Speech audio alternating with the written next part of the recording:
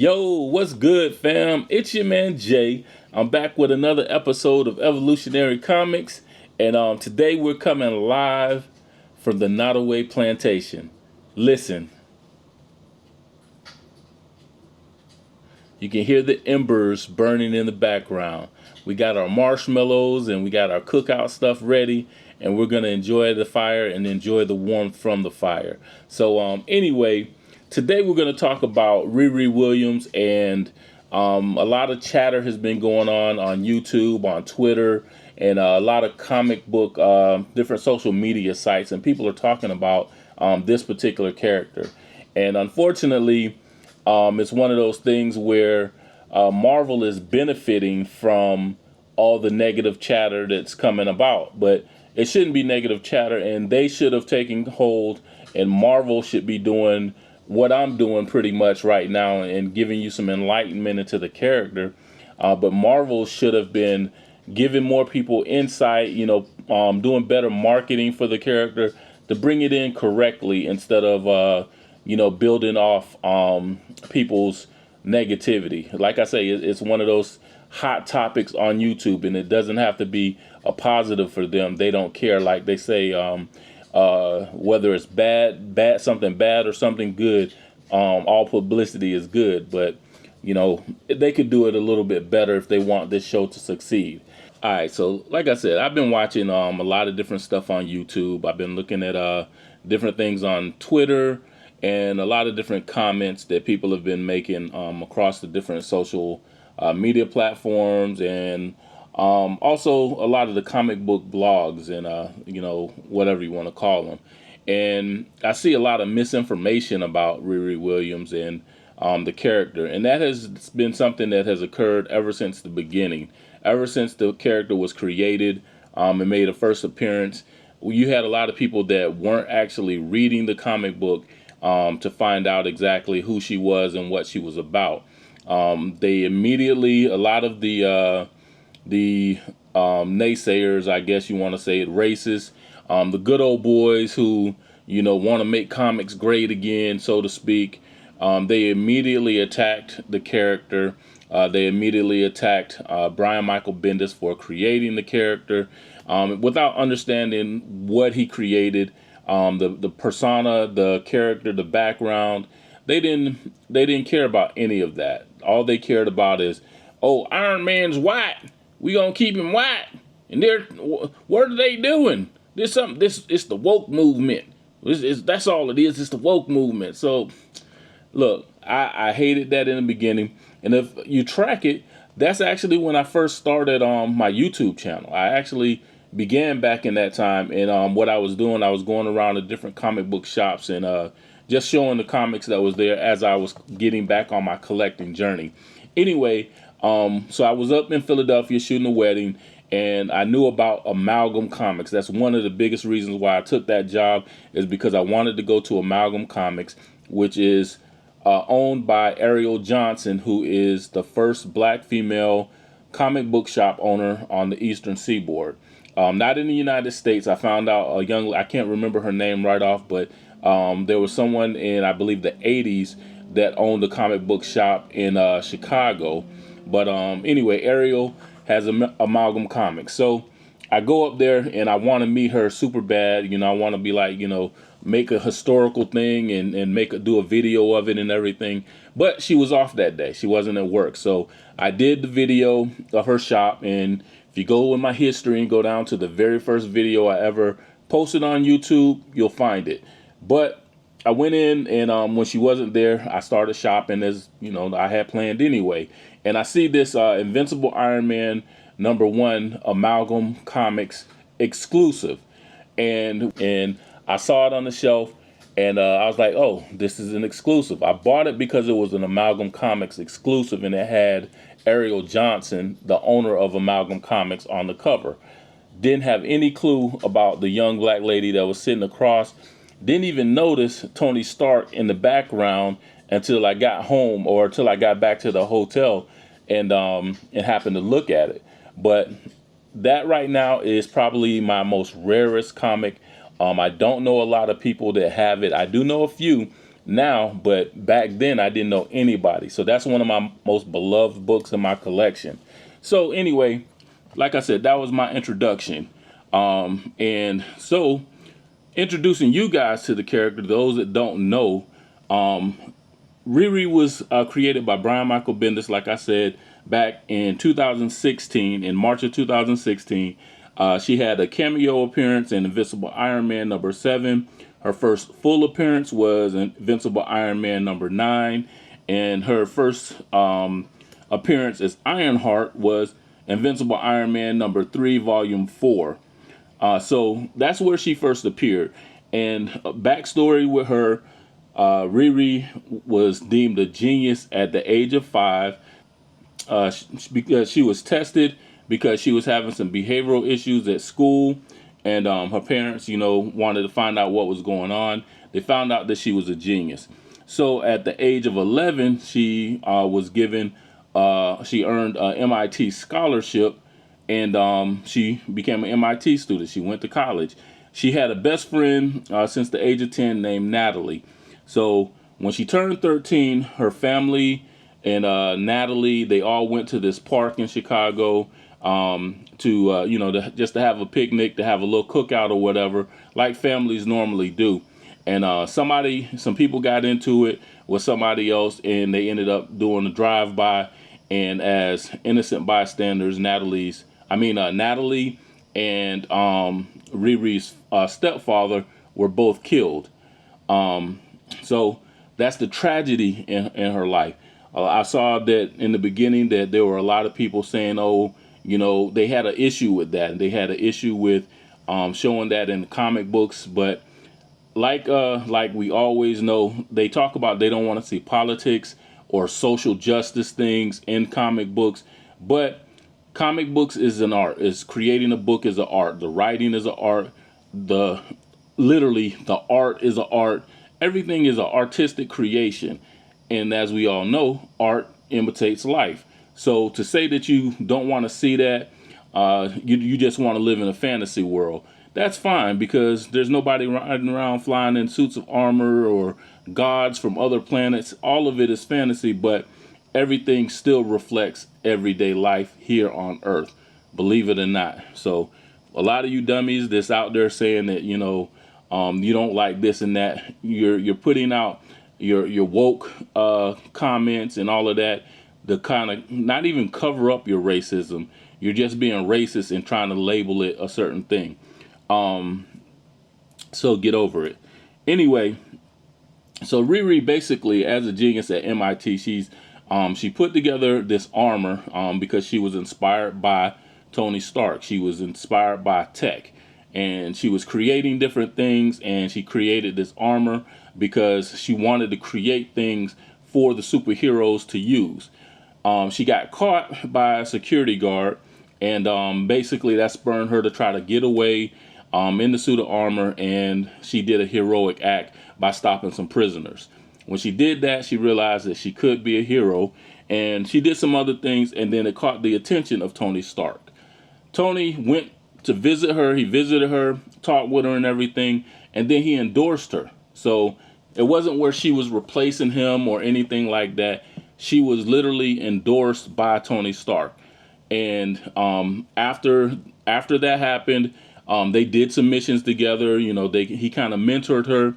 And then in the Civil War event, where she was there too, that's where he disappeared, or whatever. I can't even remember exactly what happened. But that's when everybody believed Tony Stark to be dead. So he disappeared. And after that, he, I don't know if he, foreshadowed it or whatever, but he sent an AI of himself to be the Jarvis in her helmet, just like he had Jarvis in his helmet. So he's continuing to mentor her, continuing to help her along her journey, not for her to take over as the new Iron Man, but for her to continue the journey using tech, which that's what they had in common. Another thing that also happened was Tony Stark's mother. She talked to Riri, gave her full use of the lab, saying that that's what Tony would have wanted. MIT, at first they was upset with her about using the extra materials to create stuff. They saw the genius, they saw the further genius in her, and then they started opening up for her to use their resources as well. They were giving her resources.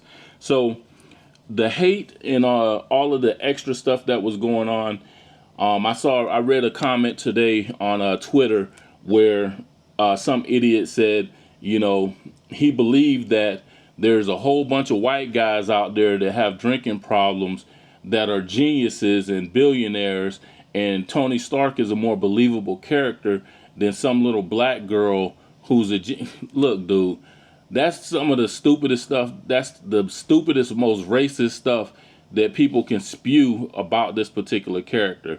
So I'm not even going to go through all the stupid stuff that people have been saying. I'm going to address some of the melanated people out there who are saying that they're not going to support this show.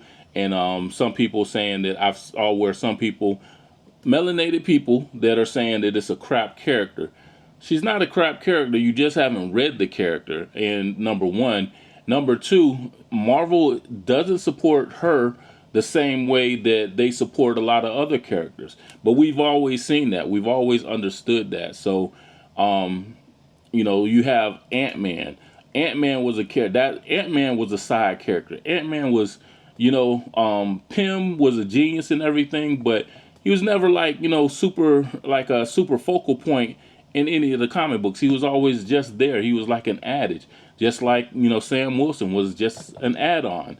So we have characters that are like that, and they're putting them in the MCU. They're putting them on TV and everything. So to say that you don't want to support this particular character based on, you know, the lack of support that Marvel has shown, I bet y'all went and saw Ant-Man. I guarantee you did that. I bet you even most recently you went and saw Thunderbolts too. And Thunderbolts was a good movie. That was a good movie, but you got a bunch of obscure characters that nobody really cared about. In the same vein that you're saying nobody cared about Riri, nobody really cared. They weren't focused on those particular characters. So I understand Marvel trying to propel that. And but I don't understand their lack of support. That's something that I can't speak to, and I can't really, I can't answer. And time will tell as far as the show goes, and we'll see what happens when the show actually comes out. We don't know if, you know, Wakanda, so to speak, is going to show up. If the Dora Milaje are going to show up in this show, just like they did in Falcon and the Winter Soldier, where you know, you had some of the Dora Milaje pop up, you know, and attend to, you know, some missing pieces, you know, or something's going to happen to the armor, and maybe, you know, we're not going to say Okoye, but somebody within the Dora Milaje is going to end up bringing some materials for her to have her vibranium suit that she had in the movie. We don't know. Also, I remember vividly that there was a part where they were talking about, Robert Downey Jr. actually doing voice work for the AI, and they were saying that that's one of the last things that he was doing before he stepped away. So hopefully that is going to be a part of this as well. You know, any of those things are going to be done, hopefully done to boost this particular show. Even if they're not, it's still going to be something worth watching. And I can't say if it's going to be good, great, or whatever. I'm excited for it, and I'm definitely going to watch it. But that's my little take on the history of Riri. Like I said, when she joined the Champions, I picked up the Champions run. I read the Invincible Iron Man run. I have the infamous Iron Man run. I have all of those books that are hella interesting. They're hella, this is a dope read. And you know, before you guys go to slamming it, pick up a book and read it. Plain and simple. You know, it's kind of, I have a full box over there of nothing but Iron Man, infamous Iron Man, Invincible Iron Man, infamous Iron Man, IronHeart, a whole bunch of IronHeart books. But I have like a box over there that's full of her comics where that's where I basically got my knowledge of the character. So somebody has been reading it. While they're saying that nobody cares about the character, I contest that and say the only people that don't care about it are people that have negative things to say and that are trying to influence other people to not care about the character. If you read into the character, people do care. I mean, she is a good character. Brian Michael Bendis does not create just crap characters. He has a great track record as far as the characters that he's created. So anybody that's talking about nobody cares about her, y'all on some other stuff, man, on the real. But back to the show. Back to talking about this trailer that was put out. Ironically, like others have stated, they put it out, and then a couple of hours later they put out DC put out the Superman trailer, and that's how movies are sometimes. I heard that DC did let Marvel know that, hey, we're gonna put this trailer out on this particular day, and Marvel could have changed the date, but why? It's not like we're single-minded people to where we can only watch one trailer and have our mind on one thing. That's why so many YouTubers are making these review videos on both trailers coming out. So, some people are going to watch the Superman movie and some people are going to watch the IronHeart show. And people like me, I'm going to watch both. I'm going to support the IronHeart show because I love the character and because, of who she is. I'm going to watch Superman, even though I'm not a fan of the character, but it's a comic book movie. So, I don't understand why people are hating so much. Going back to some of the things that were stated about the show, I've seen where some melanated people are, even hating on the character and saying that they're not going to watch the show and different things like that. But you guys have got to get out of the mindset, Chillmonger.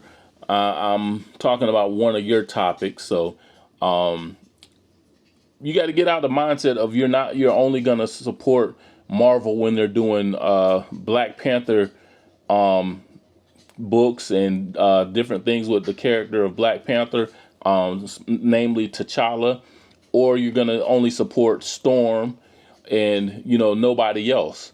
To me that's absolutely crazy because there's so many other characters and we spend so much money on anything else, on a bunch of foolishness. Me personally, I spend my money on what's necessary, and after what's necessary, then I'm usually buying comic books because that's what I love. So I'm never going to be one of those people that say, hey, you only need to buy Black Panther comics if you're going to buy from Marvel, or you only need to buy Storm. Don't buy, this comic book or that comic book. Even with Captain America, I'm not a fan of Sam Wilson Captain America, but I'm not going to tell people don't buy the comic book, because, it's falsely supporting Marvel or whatever. People spend enough money on, a whole bunch of other stuff than to say, hey, I'm not going to spend money on, this or that for Marvel. So some of the other negativity that's been going on, as far as the show goes, I see some melanated people that are talking about they're not going to support the show. They're not going to watch because they don't want to support Marvel. Some people are talking about they don't want to support Ryan Coogler because of what he did with the whole not recasting T'Challa thing. With that, I'm going to say this. A lot of the responsibility does go on Ryan Coogler for not recasting T'Challa, but we can't really tell that man how to feel over his relationship with Chadwick Boseman. We see how close he is to Michael B. Jordan, so I think he acted based on his friendship with his friend that died, as opposed to protecting the character like, us true comic book heads would like. I understand that I believe that he's a true comic book head, but, sometimes your heart gets in the way when, you're thinking about your homie or something like that. So me personally, I was upset with him, but, I realized, especially after watching Sinners, I realized what a talented person he is and the thought process that he put into that movie. When it comes to Marvel movies and the way things are affected with his movies that he touches with Marvel, I remember that he's not the ultimate boss. He was hired, to direct to executive produce. He was hired to do those jobs, and sometimes he doesn't have the last word on things. And whether he says it or somebody else claims it, that's not the reality. Because anytime that you're hired by somebody, the person that hired you ultimately has the last word. So, we have to take that into account as well. I'm going to support the IronHeart show. I'm going to watch all 3 episodes that come out on June 24th, and then every episode that comes out after that. I'm going to watch it because A, I love the character. B, she's a black female character. C, I'm a comic book fiend. I watch everything, that comes out with characters that I know about and characters that I don't know about. So those are reasons why I'm going to support it. It doesn't have anything to do with me supporting Disney or me supporting Marvel, because I'm still going to buy Marvel products. I'm not canceling my Disney Plus subscription. Number one, it's tied into 3 other channels, but I'm not going to cancel my Disney Plus subscription. So why not watch the show? Why not? Why would you have Disney Plus and then sit back and say, well, I'm not going to watch the show because, I don't want to give Marvel any money, or I don't want to give them the ratings or whatever. Why not? Because doing that's only hurting the chances of other black characters being put in that position. Other black characters other than T'Challa and other than Storm. The Marvel universe is completely filled with dope ass black characters that don't get any shine because people don't buy the comic books. And a lot of the people that are doing the complaining about this Riri Williams show, they don't buy comic books any damn way. So I don't get why they're bitching and moaning about this character. Now the racists, I know why this is so crazy, because I understand why they're bitching and moaning. They're racist. That's what they do. That's who they are. That's just a black male character, a black female character. They're going to cry woke. They're going to cry DEI. They're going to do all this whining and moaning because they just don't want to see black characters in a prime position. They don't want equality. They don't want us to be considered on an equal playing field. They don't want to see equal representation. That's why they're racist. So for me, let them be racist. I'm still going to, give them the middle finger. I'm going to keep riding out. I'm going to say my things and just keep it moving. But for us to say we're not going to support the show, that's completely asinine to me. I don't get it. I don't understand it. Marvel's strategy, speaking on that, with them waiting so late to put out the trailer, I don't get that either. I think that they've been going later and later with putting out these trailers, but somebody was also saying that, they don't care about the show because they're rushing and putting 3 episodes out. But honestly, they did the same thing just now with Andor. That debuted with 3 episodes. And if I'm not mistaken, they did that with Daredevil. So they've been rushing things for whatever reason for a minute. The timing for any of this is never going to be perfect for everybody, but timing is what it is. You got to, get in where you fit in. And I'm excited for the show. Honestly, I can't wait till June 24th. I'll be just coming back from Heroes Con in Carolina. And I'm super excited to see more of Dominique Thorne. I think she's an absolutely beautiful lady. So she is so fine too. She is hella fine. And remember, if you're watching this, remember she is a grown ass woman. If I'm not mistaken, she's in her late 20s, early 30s, and she's only playing a teenager. So, get off that. But yeah, Dominique Thorne is a beautiful woman. I loved her in Wakanda Forever. I love the character. I don't think she got an opportunity to really shine, like I believe that she's going to on this show. As far as the show goes, I hope they do show Mephisto. It's about time. I think that's going to be a booster. And for Chillmonger and the brothers, you guys were talking about, they were talking about whether who's going to show up. Like, maybe some of the Dora Milaje are going to show up in this show. And I would think so, because they still haven't explained why she didn't get to keep her armor when she left Wakanda. If you watch the trailer again, it did kind of insinuate that something happened when she left Wakanda, when she came back. So I don't know if that's something that's going to happen, or she's going to get. I know at some point she's going to have to go through the progression and get an upgraded set of armor. But so I'm looking forward to that. Also, I definitely remember, and my memory is bad, but it's not that bad. I remember them saying that that Robert Downey Jr. did some takes for the AI. He did some voiceovers for the AI. I remember them saying that a long time ago when they were first talking about this show. So I'm calling it here. I'm calling it now that at some point that his AI is going to be in the show. Just because that she's going to be using Natalie. Natalie is in physical form at first, so something's gonna happen to her within the first episodes or something like that. But I think at some point you will get Tony Stark AI in her helmet. So I think there's a lot of promise for the show. I don't like when people are so negative about something before it even comes out. We don't know what's gonna be in the show. We don't know, based off of that one trailer, everything about the show. So, cool your heels, man. Just sit back and be cool. Be cool, Jack. Like the older guys. I'm an older guy, so yeah, just be cool, Jack. We're gonna see what it's gonna be. I think this is gonna be a really, really dope show. And yeah, like I said, I'm gonna support it. But I just wanted to make this video. It is a big rambling rant, and I hope you guys were somewhat entertained. I'm gonna try to chop it up and edit it to make it not as lengthy. But hey, if I'm talking too much, go check out some of the other channels. Check out my man Dre Mac, and the Dre Mac Show. You can check him out live in the mornings on the weekday mornings. Go check out Chillmonger.